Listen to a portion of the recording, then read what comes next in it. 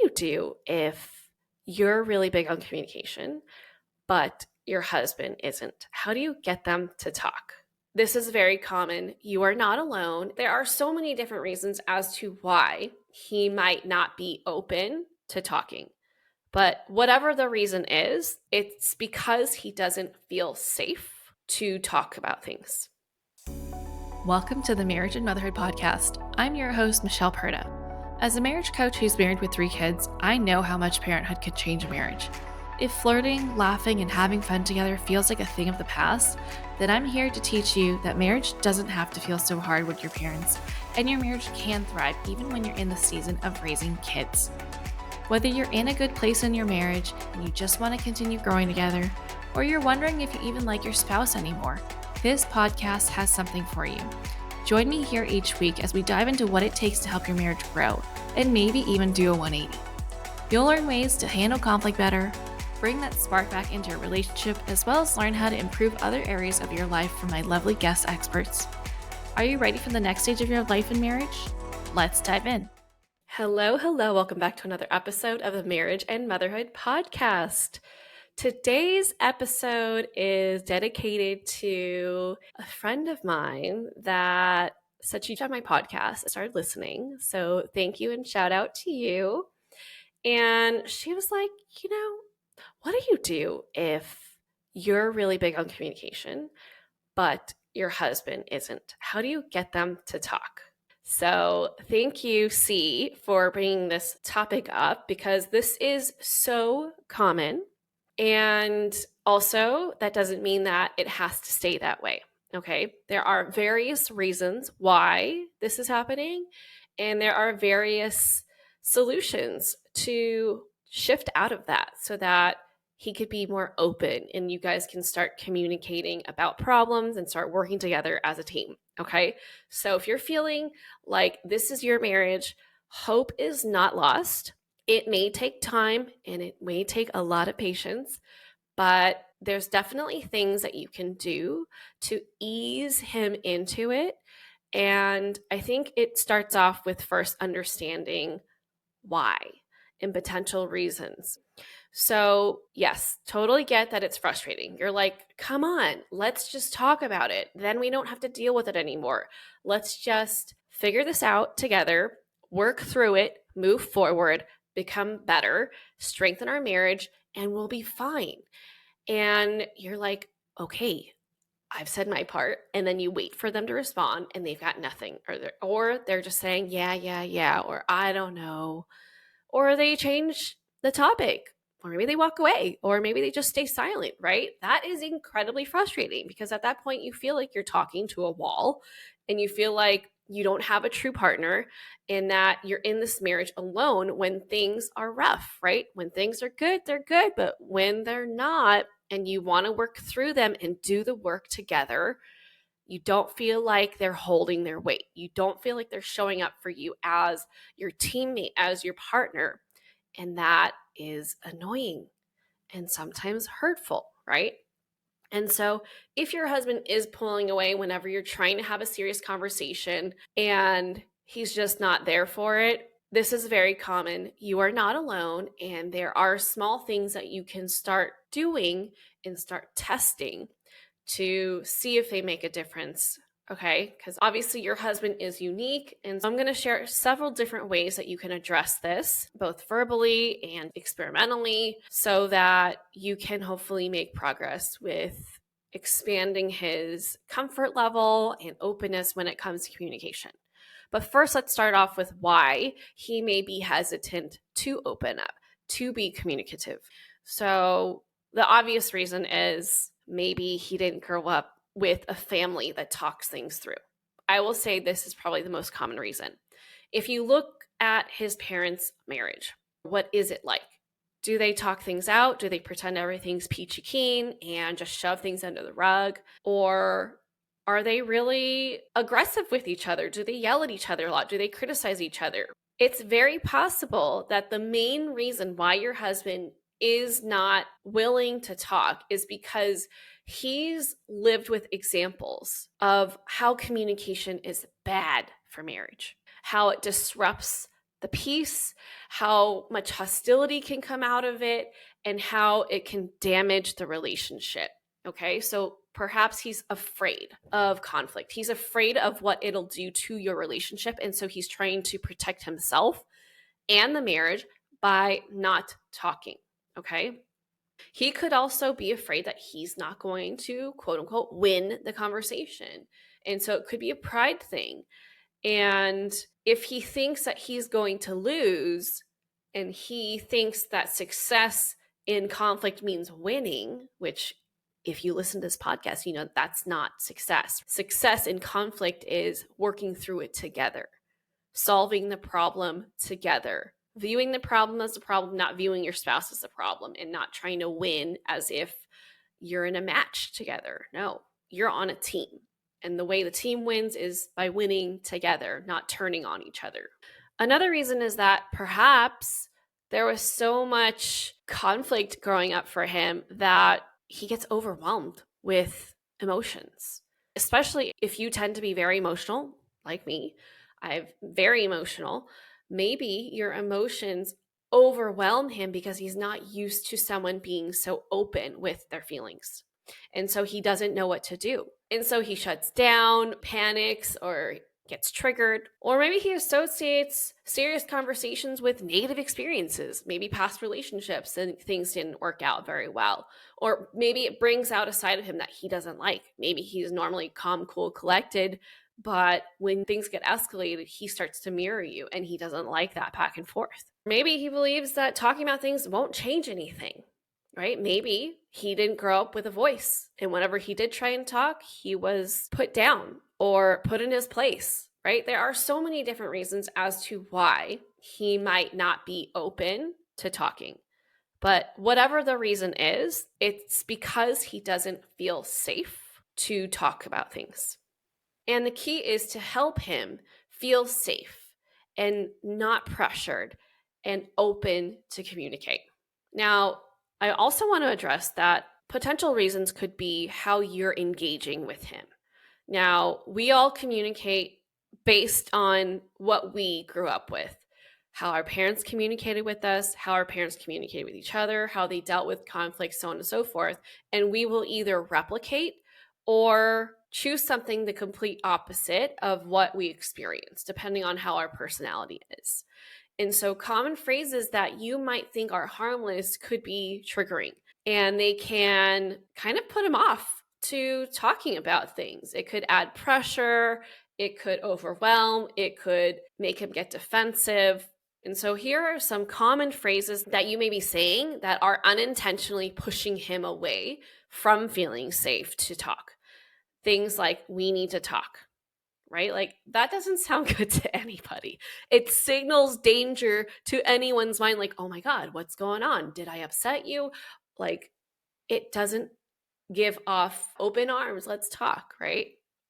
And so instead of saying that, which can come off as like a trap or conflict, try, hey, I've been thinking about some things and I kind of want to run them by you and get your thoughts on them. It doesn't have to be super heavy, okay? The next thing is, you never listen to me. We want to stay away from absolute language, like always and never, okay? Because is that true that he never listens to you? Probably not, because I would hope that you would not marry such a person. But could it be true that he doesn't listen to you on occasion? Sure. So we want to stay away from always and never, okay? It feels accusatory, it's discouraging, it just puts him on defense or makes him feel deflated and criticized. So that's not where we want to start, right? We want to go for safe. And so instead, using I statements. I'm not feeling heard right now. Can we try something different? Can we start over? What would help us improve how we're communicating right now? Something like that. Another thing is, you just don't care. I'm telling you how I feel, and you're just sitting there. You're just standing there with a blank look. Okay, again, very accusatory. You're putting assumptions out there without any confirmation as to how he feels or whether he cares. and it's unfair and it's dismissive. He could be trying really hard. He could be thinking of what to say, but struggling to know the right thing to say. And so he doesn't say anything at all because who knows, right? And so instead, I want you to say, I know you care. And right now, I'm not feeling that from you. And I'm having a really hard time. Okay. Or, oh, this is really common. I've definitely said this many times. Why can't you just fill in the blank? Comes off as criticism, it's an attack, and we want to stay away from that. So instead, you could say, what do you think would help us here? Because what we're doing right now isn't working. Again, taking that team approach. Okay. Or here, this is like a very like parent to child thing to say, which also we shouldn't say to kids, but we do. I shouldn't have to tell you this, or you should know by now, or we've been together long enough that you should know this about me. Any of those, right? Because that is not going to create a win win situation. That doesn't nurture partnership at all. It puts you in a position to get into an argument. Okay. So instead, try, this is important to me. So, those are all phrases that are really, really common. I've even caught myself saying these things, but those are things that you want to try and be aware of to stay away from it. If you say it, backtrack if you need, apologize if you need. Don't allow it to take over, okay? Because it can get very preachy and make it seem like you're better or you know better or you're looking down on them, right? We never want to set that dynamic up where we are disrespecting our partner and we need to catch ourselves, okay? So instead, I want you to try those phrases that I recommended and also consider shifting your approach instead of heading in upset, feeling wronged, or confused and frustrated about why they're not getting it, which is also coming from a condescending place a lot of times. Lead with curiosity. You're going to hear me say be curious a lot. If you are familiar with my style, being curious is such an important thing with all relationships, whether it's with your husband or your kids or with anyone that is important to you or even just a random stranger. Leading with curiosity is what allows our compassion to come through. It allows for them to confirm what they think, what they feel, rather than us letting our brains make grand assumptions and create this false narrative, which will affect how we feel and how we behave. So instead, leading with curiosity, instead of confrontation, instead of assuming, and this can be done in a very casual way. I have a history of coming off very intensely when I feel emotional and growing and learning that even though we have tough conversations to have, learning that we don't have to have them intensely and it doesn't have to be super serious while we have it has been such a game changer. So anything that you can approach with more casualness, if that's a word, that will help lighten the approach and make it less threatening to them. Okay. Also, timing is a huge thing. You do not want to try and have a serious talk the second he comes in the door after a long day at work. You do not want to have a long, serious talk when he just sits down to relax for the day. And so you might be asking, well, when do we have the talk then? We're busy. Totally get that. And the one word that I want to say is consent. Okay. Making sure that you are getting consent to have the talk with them is going to be so pivotal. It's those moments where we kind of like pounce on them. It feels like they're being ambushed. They didn't know this talk was coming. They haven't spent the hours that you've spent ruminating over what you want to say, what you think about it, how you feel about it, what you need, and maybe even setting up expectations of how you think he should respond. Like he's done none of this. He had no idea this was coming up. So sometimes it's helpful to be like, hey, I wanted to talk about something with you. When's a good time to do that? It's about this, right? Giving a heads up is a really nice thing to do. then they can make an informed decision for themselves, like, oh, now would be fine, because they know the topic. They can kind of get an idea of what it entails, how long it's going to take. And if they don't know how they feel about it, or if they're still processing, they could be like, okay, how about we talk later today after the kids are in bed? Or how about we talk on Friday? I have no meetings during this time to this time. Or how about on the weekend after your kid's soccer game, right? You have buy-in at this point from your spouse. They now know, okay, this is going to happen.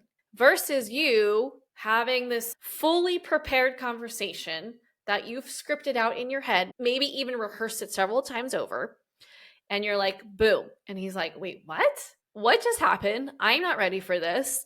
So we want to set our conversations up for success. And timing is a really big component of that. Okay. Next is start small. If your husband does not have a history of opening up and talking about serious things, know that about him. Love him through that and meet him where he's at. You cannot expect a baby to come out of the womb walking, right? They've got to go through that blob phase. Then they do the crawling thing, right? And then eventually they're cruising and then they're walking. So don't have these expectations that are not realistic of them. We've got to meet them where they're at. We got to honor, okay, you don't have a history of this. You don't have experience with this. You were not encouraged to do this. Got it. Start small. There are so many card decks whose sole purpose is to open conversation up, whether it's with family members or friends, whatever. It's like coffee table stuff, right?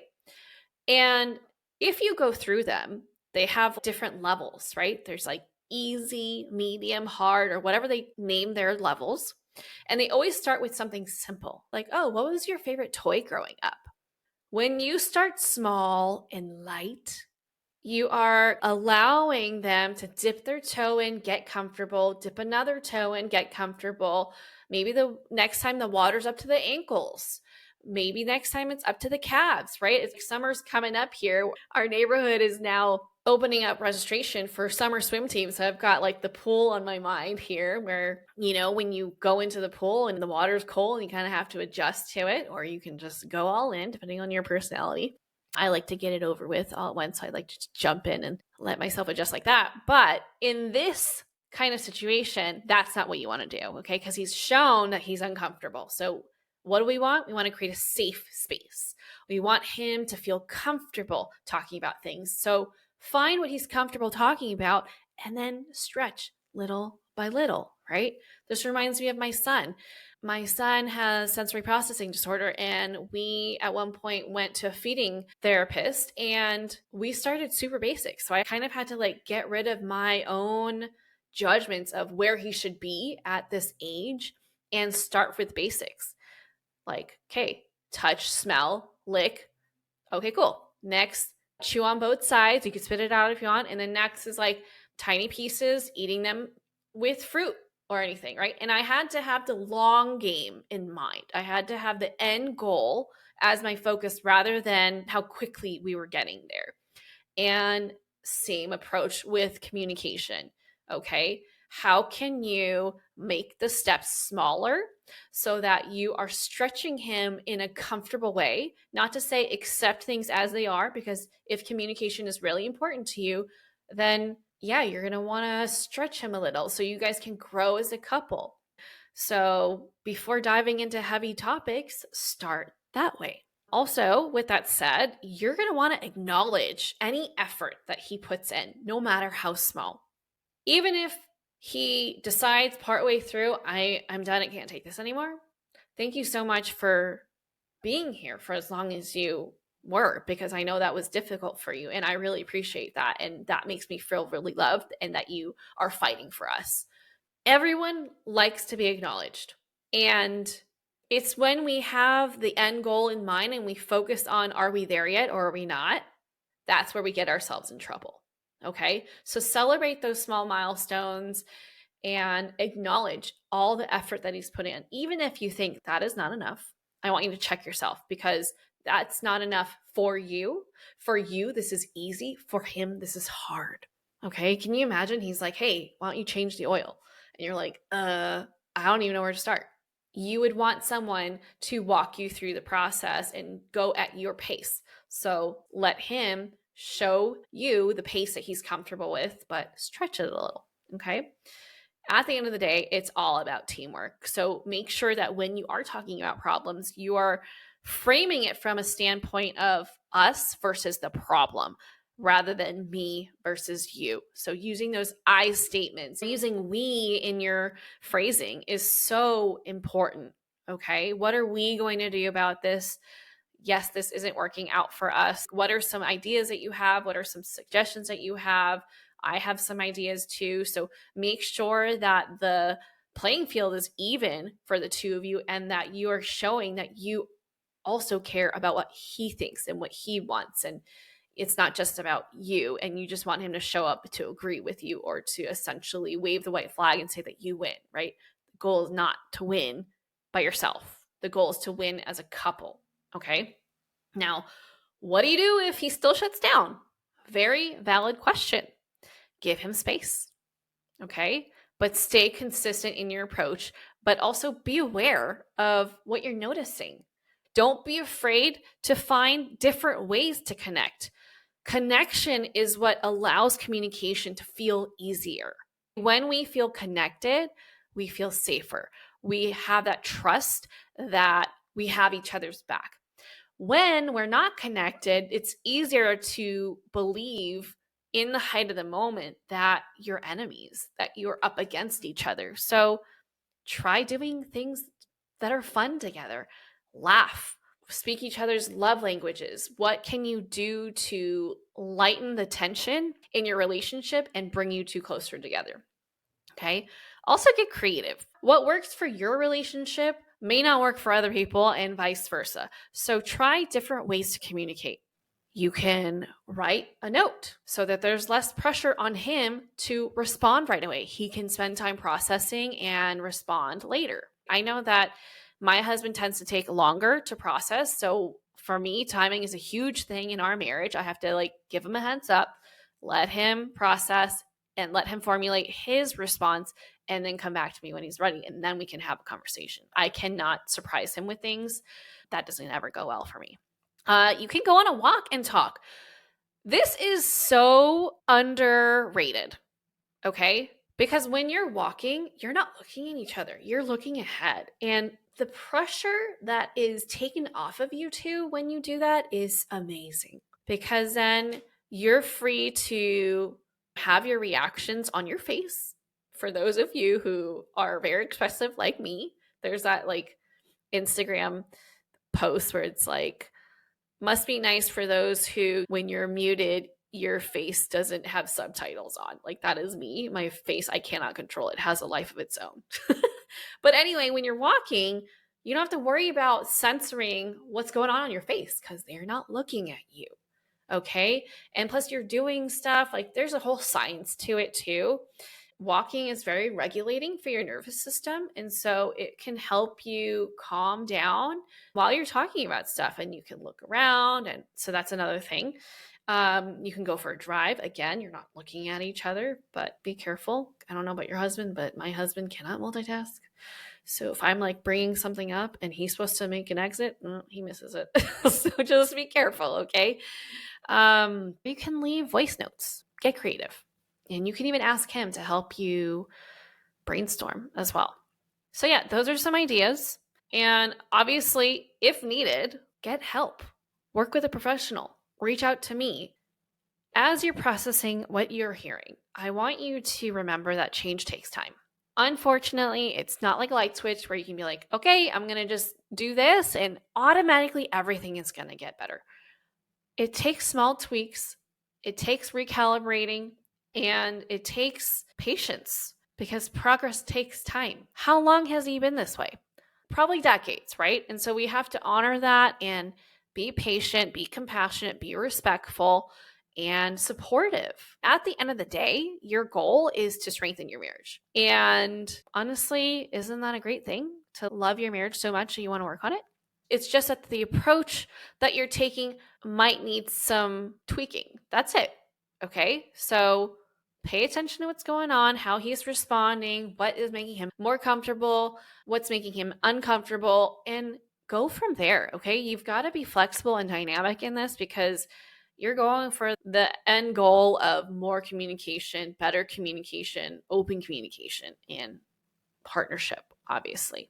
Okay, so experiment, be curious, create a safe space. And yeah, if you have any questions at all, reach out. If you know someone that could benefit from listening to this episode, do her a solid and share this with her. And if you are ready to take the next step in working with someone, reach out to me. I would love to talk to you and see what we can do together to help you have the marriage that you want so that communication feels easy, so that your connection is strong, and your marriage is like the least of your worries. It is something that you feel really, really confident and really happy about. Okay? If you love the show, I would love it if you leave a rating and review on iTunes or Spotify. I would love you forever. And that's it for this episode. I'll catch you on the next one. Bye. That's it for this episode. I hope you enjoyed it as much as I enjoyed making it. If you did, please send me a message over on Instagram at Michelle Perta Coaching to let me know what you loved most about it. Hearing from my listeners is my absolute favorite. And if you've been loving this podcast, please leave a rating and review. This will help people like you find the show and get the help they need. Catch you here on the next episode. Bye.